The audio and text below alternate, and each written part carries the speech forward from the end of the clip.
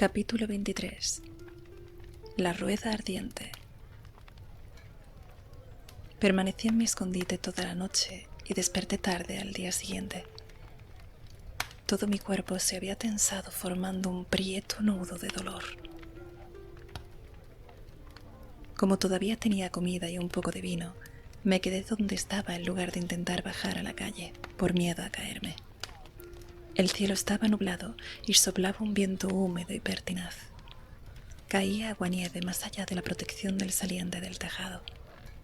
Notaba el calor de la chimenea en la espalda, pero ese calor no era suficiente para secarme la manta ni la ropa empapada.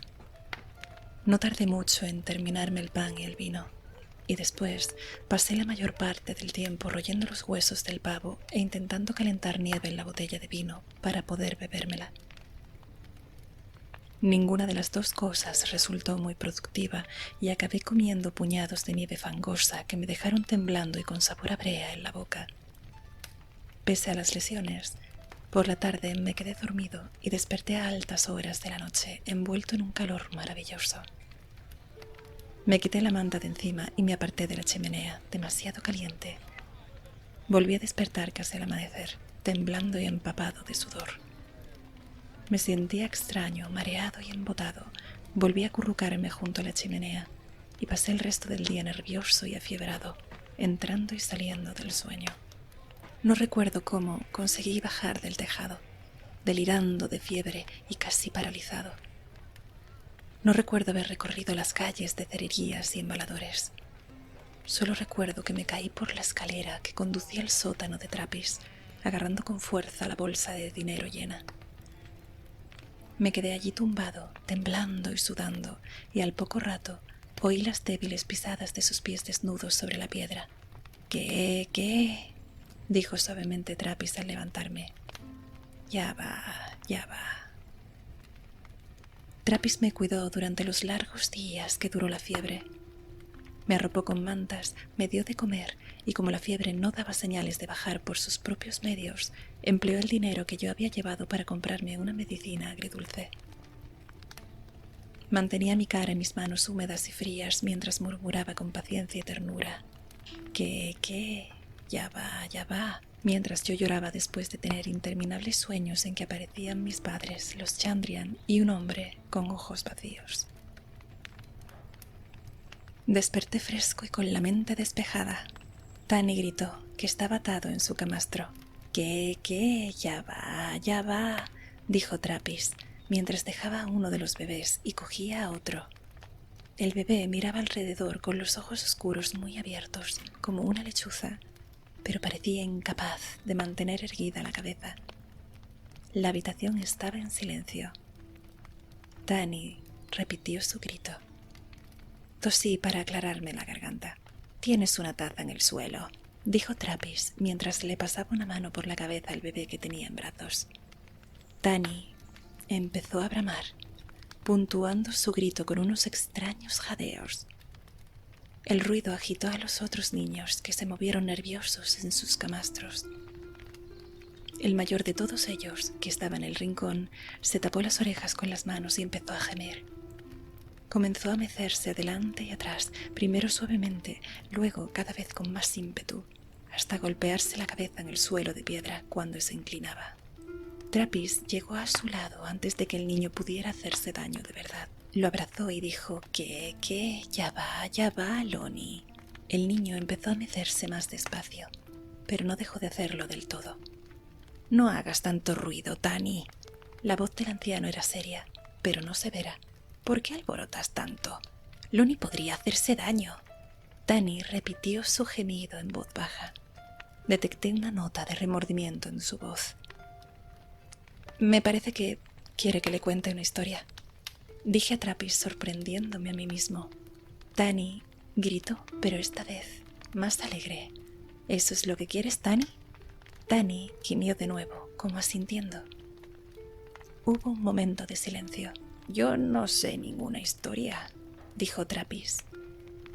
Tani permaneció callado y enfurruñado. Todo el mundo sabe alguna historia, pensé. Todo el mundo sabe al menos una. Tani volvió a chillar. Trapis miró alrededor, como si buscara una excusa. Bueno, dijo con reticencia. Hace tiempo que no contamos historias, ¿verdad? Miró al niño que tenía en brazos. ¿Te gustaría oír una historia, Lonnie? Lonnie asintió con tanta vehemencia que estuvo a punto de golpearle la mejilla a Trapis con la cabeza. ¿Te portarás bien y te sentarás tú solo para que pueda contaros una historia? Lonnie dejó de mecerse casi de inmediato. Trapis lo soltó poco a poco y se apartó de él, tras lanzarle una larga mirada para asegurarse de que el niño no volvería a las andadas. Fue lentamente hasta su silla. Bueno, murmuró por lo bajo al mismo tiempo que se agachaba para coger en brazos al bebé que acababa de dejar. ¿Tengo alguna historia?, le preguntó al niño, que tenía los ojos muy abiertos. No, no tengo ninguna. ¿Recuerdo alguna? Será mejor que sí. Hizo una larga pausa, tarareando al niño en sus brazos y con aire pensativo. Sí, claro. Se irguió en el asiento. ¿Estáis preparados? Lo que voy a contaros pasó hace mucho tiempo, antes de que naciéramos ninguno de nosotros, y antes de que nacieran nuestros padres. Fue hace mucho tiempo, quizá hace 400 años. No, más de 400 años, 1000 años seguramente, o quizá no tanto. Eran malos tiempos. La gente estaba hambrienta y enferma. Había hambrunas y grandes epidemias. Había muchas guerras y otras cosas malas en esa época, porque no había nadie que las impidiera. Pero lo peor de todo era que en esa época había demonios en el mundo. Algunos eran pequeños y molestos, herían a los caballos y agriaban la leche. Pero había otros mucho peores que esos. Había demonios que se escondían en el cuerpo de las personas y las hacían enfermar o enloquecer. Pero esos no eran los peores. Había demonios como grandes bestias que capturaban hombres y se los comían vivos.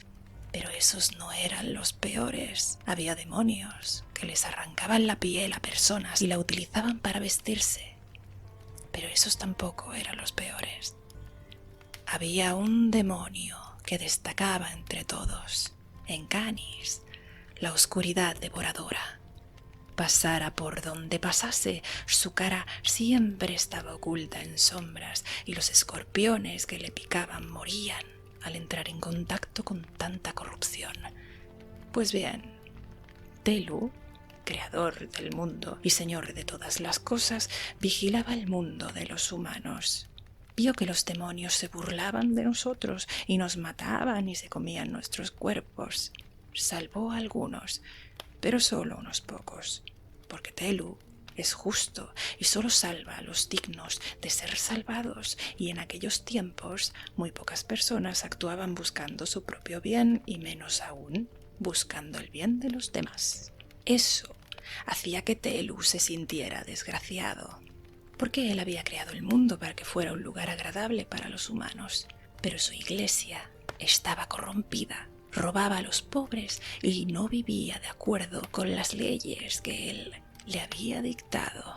No, esperad, todavía no había iglesia, ni sacerdotes, solo había hombres y mujeres, y algunos sabían quién era Telu. Pero incluso esos eran malvados, así que cuando pedían ayuda al señor Telu, él no se sentía inclinado a socorrerlos. Pero tras años observando y esperando, Telu encontró a una mujer pura de corazón y de espíritu. Se llamaba Perial. Su madre le había enseñado quién era Telu, y ella lo adoraba tanto como se lo permitían sus pobres circunstancias.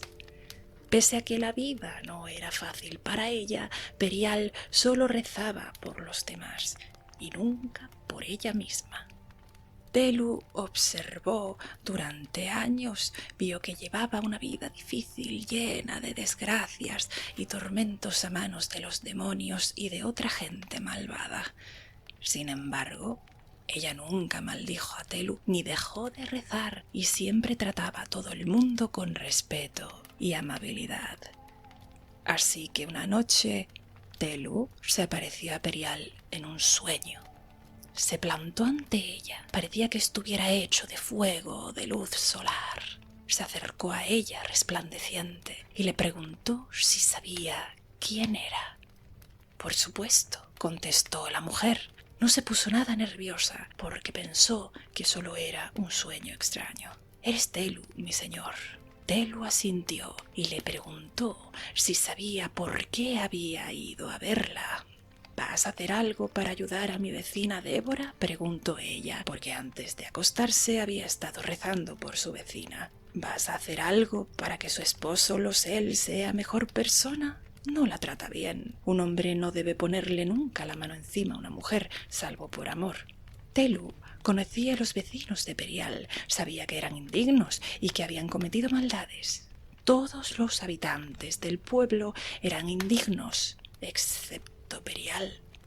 Todos los habitantes del mundo eran indignos. Se lo dijo. «Débora se ha portado muy bien conmigo», repuso Perial. «Y Losel, al que no le tengo ninguna simpatía, es mi vecino de todas formas». Telu le dijo que Débora se acostaba con muchos hombres y que Losel bebía todos los días de la semana, incluso en duelo. No, esperad, todavía no existía el duelo. Pero de todos modos, Losel bebía mucho. A veces se enfurecía tanto que pegaba a su esposa hasta que ella no se tenía en pie y ni siquiera podía llorar. En un sueño, Perial guardó silencio. Sabía que Telu decía la verdad, pero aunque Perial era pura de corazón, no era necia. Ella ya sospechaba que sus vecinos hacían esas cosas que Telu había mencionado. Con todo, incluso sabiéndolo con certeza, seguía sintiendo cariño por ellos. «¿No vas a ayudarla?», le preguntó. Telu dijo que los dos esposos eran un buen castigo el uno para el otro. Eran malos y a la gente mala había que castigarla. Perial habló con sinceridad, quizá porque creía que estaba soñando, pero seguramente habría dicho lo mismo si hubiera estado despierta, porque Perial siempre decía lo que pensaba. «Ellos no tienen la culpa de que la vida sea tan difícil ni de que haya tanta hambre y tristeza en el mundo», le dijo. «¿Qué se puede esperar de la gente si tiene que convivir con los demonios?». Pero aunque Telu escuchó las sabias palabras de Perial con los oídos, insistió en que los humanos eran malvados y en que a los malvados había que castigarlos. «Me parece que no sabes qué significa ser humano», replicó ella. «Y yo, si pudiera, los ayudaría de todas formas», dijo con decisión.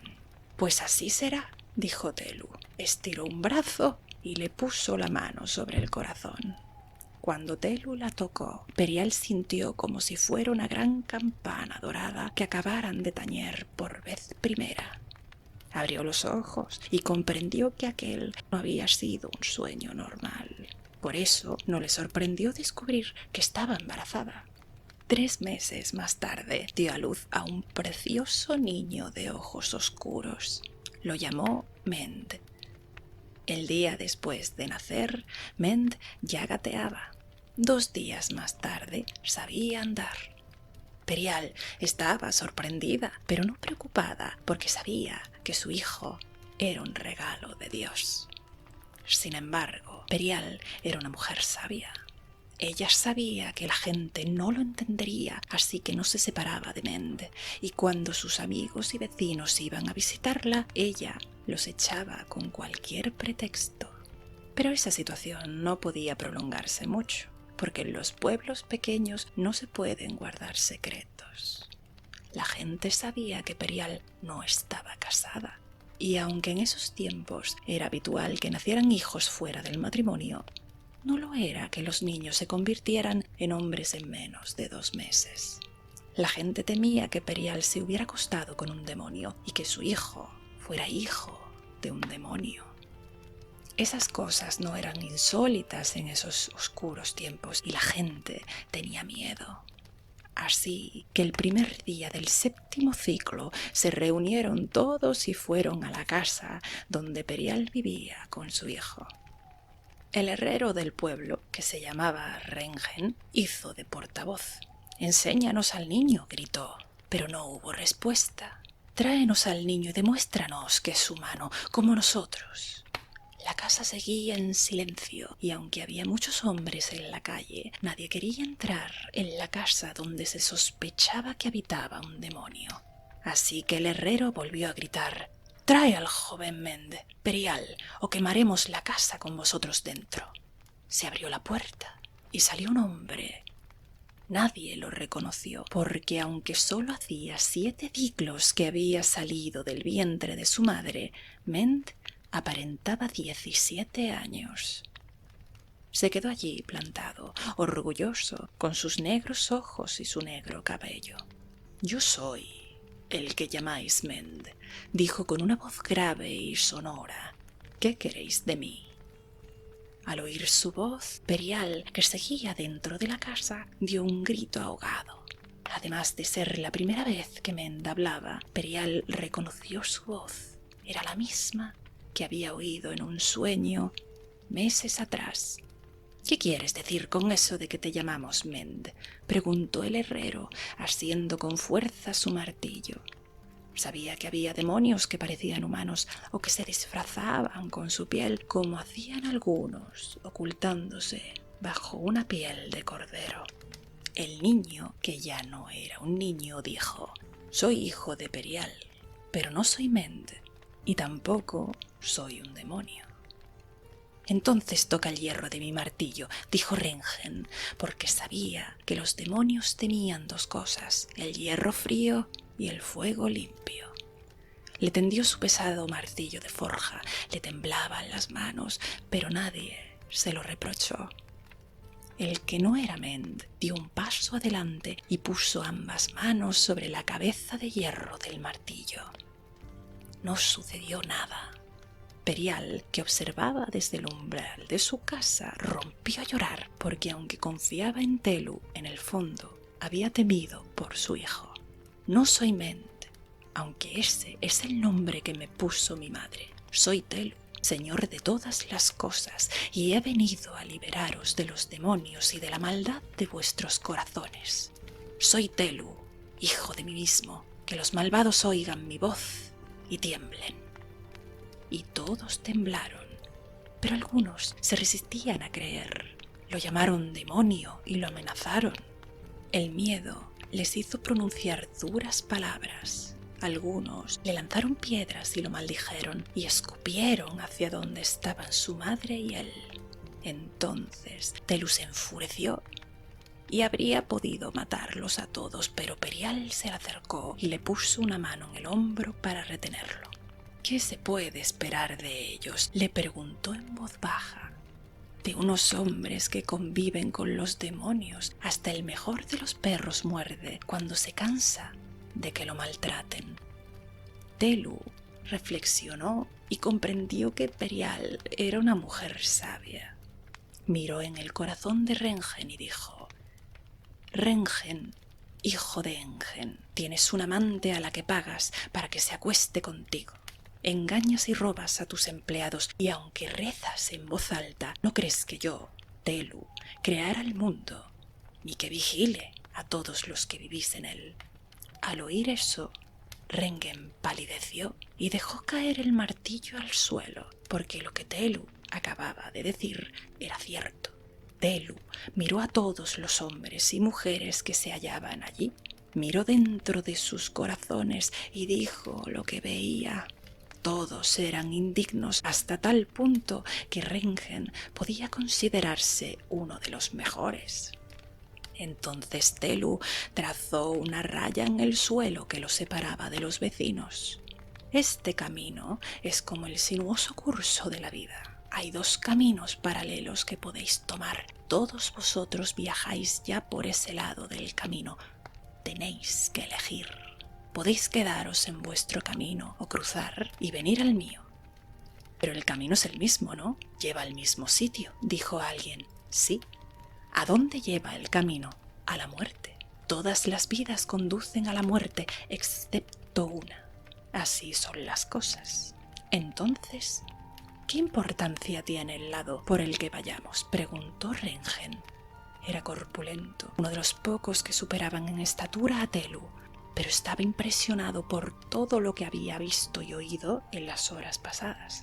¿Qué hay en nuestro lado del camino?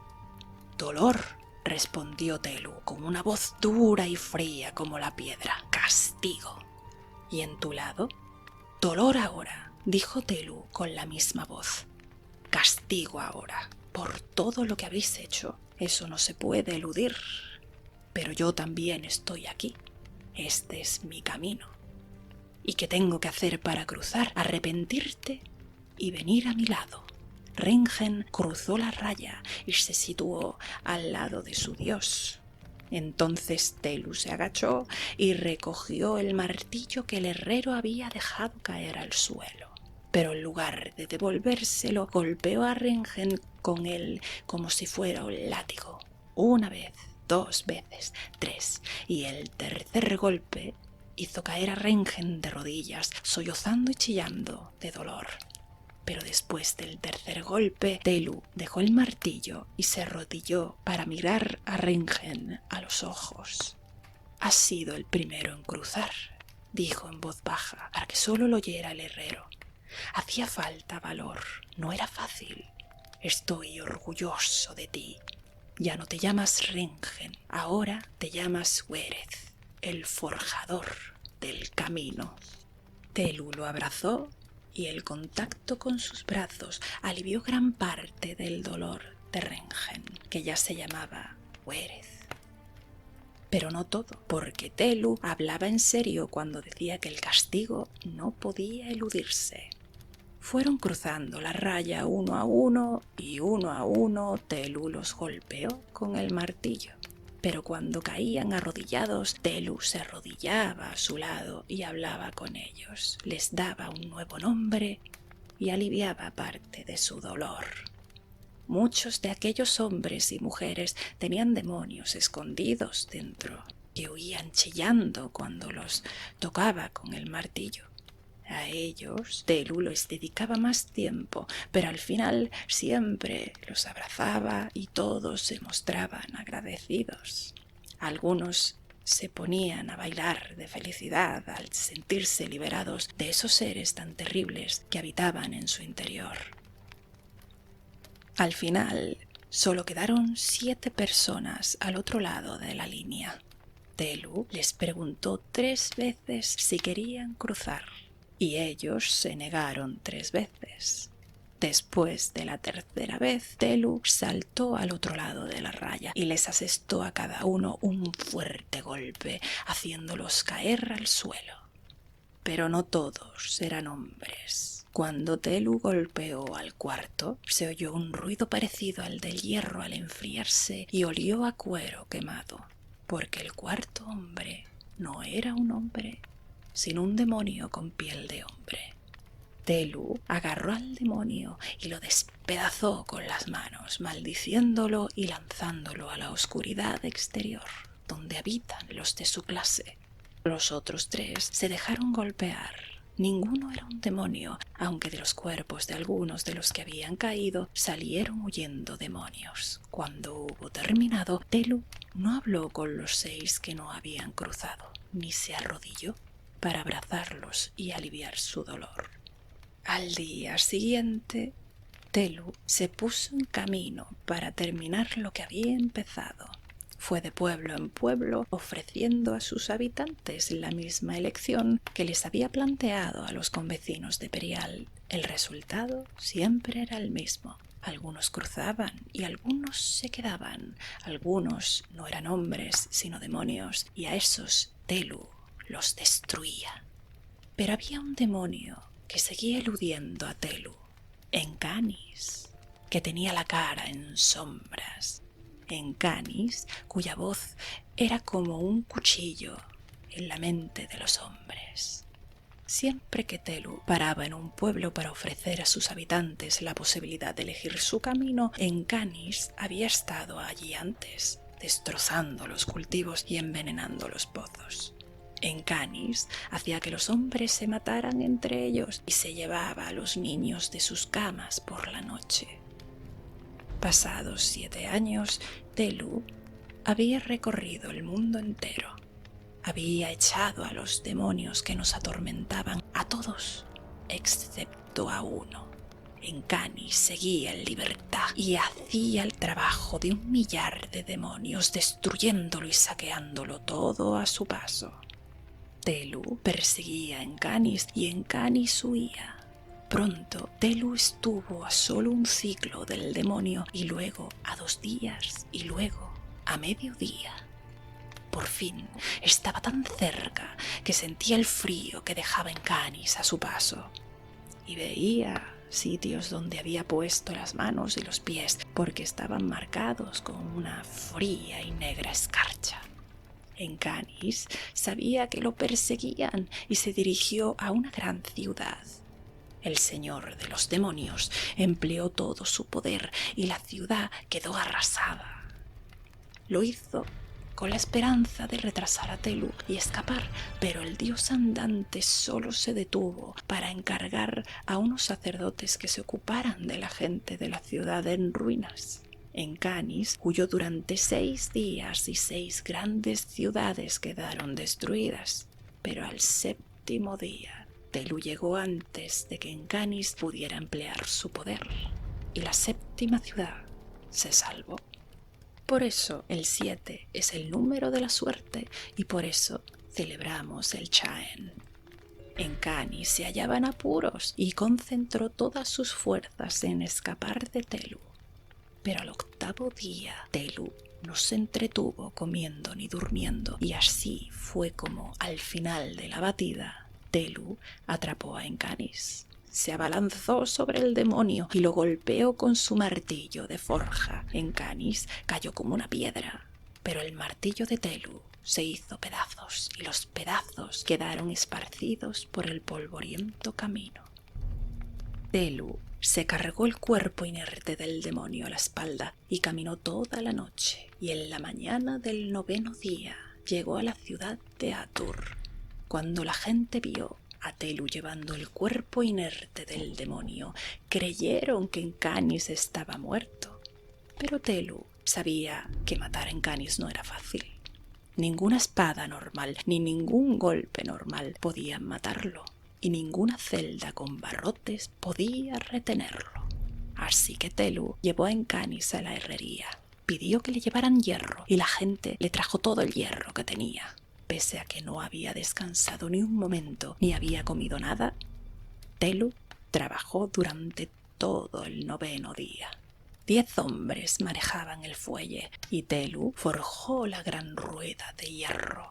Trabajó sin descanso toda la noche y al despuntar el alba del 10.º día, Telu le dio un último golpe a la rueda, que quedó terminada. Era una rueda de hierro negro, más alta que un hombre. Tenía 6 rayos más gruesos que el mango de un martillo y el aro medía 1 palmo de ancho. Pesaba como 40 hombres y estaba fría. El sonido de su nombre era terrible y nadie podía pronunciarlo. Telu escogió un sacerdote de entre la gente que se había acercado a curiosear. Entonces los puso a todos a cavar un gran hoyo de 4 metros de ancho y 6 de profundidad en medio del pueblo. Mientras salía el sol, Telu puso el cuerpo del demonio sobre la rueda. Al tocar el hierro, Encanis, dormido, empezó a agitarse, pero Telu lo ató con unas cadenas a la rueda, uniendo los eslabones a golpe de martillo y sellándolas hasta que fueron más seguras que cualquier candado. Entonces Telu se apartó y todos vieron cómo Encanis se rebullía como si tuviera una pesadilla. Se sacudió y despertó del todo. Encanis tiró de las cadenas arqueando el cuerpo. Donde el hierro le tocaba a los pies, notaba como si le clavaran cuchillos, agujas y clavos. Era un dolor punzante como la quemazón del hielo, como la picadura de un centenar de tábanos. Encanis no paraba de sacudirse sobre la rueda y empezó a aullar, porque el hierro lo quemaba, lo mordía y lo congelaba. Ese sonido era como dulce música para Telu. Se tumbó en el suelo junto a la rueda y durmió profundamente porque estaba muy cansado. Despertó la noche del 10º día.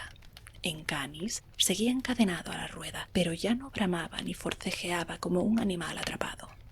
Telu se agachó y, haciendo un gran esfuerzo, levantó la rueda y la apoyó contra el árbol. En cuanto se acercó a él, Encanis lo maldijo en lenguas que nadie conocía, arañando y mordiendo. «Tú lo has querido», dijo Telu. Esa noche celebraron una gran fiesta. Telu envió a unos hombres a cortar una docena de troncos y les mandó encender una hoguera en el fondo del profundo hoyo que había cavado. Los vecinos del pueblo bailaron y cantaron toda la noche alrededor del fuego. Sabían que por fin habían capturado al último y al más peligroso demonio que quedaba en el mundo. Y toda la noche Encanis colgó de su rueda y los observó, inmóvil como una serpiente. Al amanecer del 11º día, Telu se acercó a Encanis por tercera y última vez. El demonio parecía feroz y agotado. Estaba todavía rodeado, estaba amarillento y los huesos se le marcaban bajo la piel.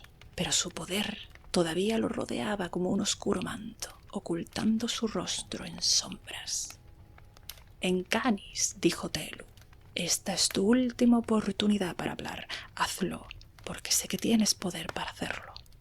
«No soy Encanis, señor Telu», dijo el demonio con voz lastimera, y todos los que lo oyeron sintieron pena por él. Pero luego se oyó un ruido de hierro al enfriarse y la rueda resonó como una campana. El cuerpo de Encanis se arqueó, dolorido, al oír aquel ruido, y luego quedó inerte, colgando de las muñecas mientras se extinguía el zumbido de la cuerda. «Basta de trucos, criatura tenebrosa. No mientas más», dijo Telu con severidad, y sus ojos eran tan duros y oscuros como el hierro de la rueda. «¿Qué quieres, pues?», masculló Encanis. Su voz era áspera como el roce de una piedra contra otra. «¿Qué? Maldito seas, ¿qué quieres de mí? Tu camino es muy corto, Encanis, pero todavía puedes elegir por qué lado quieres viajar». Encanis soltó una risotada. «¿Me vas a ofrecer la misma elección que le ofreces al ganado? De acuerdo, cruzaré a tu lado del camino. Me arrepiento». Y la rueda volvió a sonar, produciendo un sonido parecido al largo y grave tañido de una campana. Encanis volvió a tensar el cuerpo contra las cadenas y su grito agitó la tierra y sacudió las piedras en un radio de 1 kilómetro. Cuando se extinguieron los gritos y el sonido de la rueda, Encanis quedó colgando, jadeando y temblando. «Ya te he advertido que no me mintieras», dijo Telu, implacable. «Entonces elijo mi camino», gritó Encanis. «No me arrepiento. Si pudiera elegir otra vez, solo cambiaría lo rápido que puedo correr. Tu gente es como el ganado del que se alimentan los de mi clase. Así te pudras. Si me concedieras media hora, haría cosas tales que esos malditos campesinos ignorantes enloquecerían de miedo. Me bebería la sangre de sus hijos y me bañaría en las lágrimas de sus mujeres». Habría seguido hablando, pero no paraba de forcejear y de tirar de las cadenas que lo sujetaban y le faltaba el aliento. «Muy bien», dijo Telu, y se acercó más a la rueda. Por un instante pareció que fuera a abrazar a Encanis, pero solo estaba asiendo los rayos de hierro de la rueda. Entonces Telu levantó la rueda por encima de su cabeza. Con ambos brazos estirados la llevó hacia el hoyo y arrojó en él a Encanis. Durante las largas horas de la noche, una docena de troncos habían alimentado el fuego. Las llamas se habían apagado al amanecer, dejando una gruesa capa de brasas que relucían cuando las acariciaba el viento. La rueda cayó plana en el fondo del hoyo, con Encanis encadenado a ella. Se hundió varios centímetros en las brasas ardientes y hubo una explosión de chispas y ceniza. Encanis quedó tendido sobre las brasas, sujeto al hierro que se le clavaba y lo quemaba. Aunque no estaba en contacto directo con el fuego, el calor era tan intenso que la ropa de Encanis se chamuscó y empezó a desmenuzarse sin llegar a prender. El demonio se sacudía y tiraba de las cadenas y al hacerlo hundía aún más la rueda en las brasas. Encanis gritaba porque sabía que el fuego y el hierro mataban a los demonios. Y aunque tenía grandes poderes, estaba encadenado y ardía. Notaba el metal de la rueda calentándose bajo su cuerpo, chamuscándole la piel de los brazos y las piernas.